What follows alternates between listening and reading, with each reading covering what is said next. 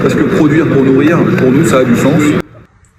Ce monsieur, c'est Arnaud Rousseau, le président de la FNSEA. C'est lui qui se battait cet été pour la loi du plomb et la réautorisation de pesticides toxiques. Aujourd'hui, il repart à l'offensive pour protéger ses petits intérêts.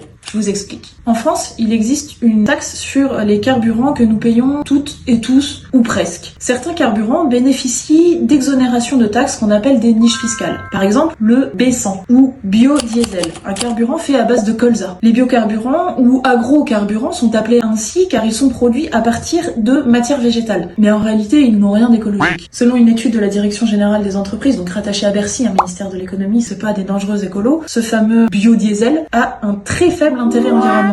La culture de ce biocarburant consomme énormément de terres cultivables qui ne peuvent du coup pas être consacrées à l'alimentation humaine. Puis bon, la culture du colza, c'est la deuxième culture la plus traitée aux pesticides. En plus, c'est même pas de l'argent qui revient aux agriculteurs français parce que les 2/3 du biocarburant sont importés. Cette exonération, elle bénéficie à des gens qui sont hors de France. Et pour finir, ce biocarburant, il est utilisé que pour une infime partie des véhicules. Par exemple, au premier semestre 2025, ce ne sont que 6% des camions neufs vendus qui fonctionnaient au biocarburant. Et pourtant, la niche fiscale dont bénéficie ce fameux B100 coûte 130 millions d'euros à la France chaque année. Alors à votre avis, à qui profite cette niche fiscale? Selon une note du gouvernement, sur les 130 millions d'euros que coûte cette niche fiscale, 85 millions reviennent dans les caisses du groupe Avril. Et par qui est présidé le groupe Avril?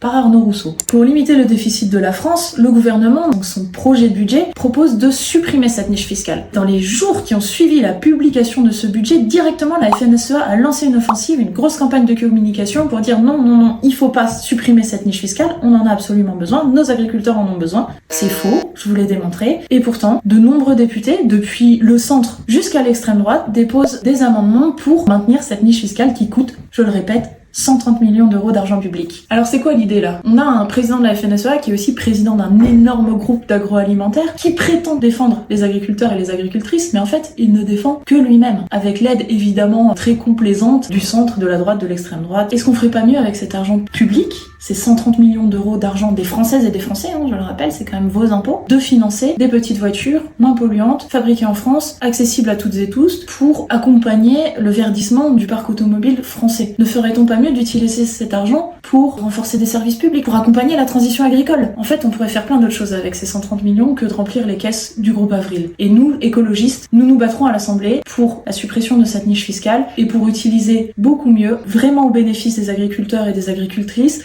vraiment au bénéfice de la lutte contre la pollution, ces 130 millions d'euros.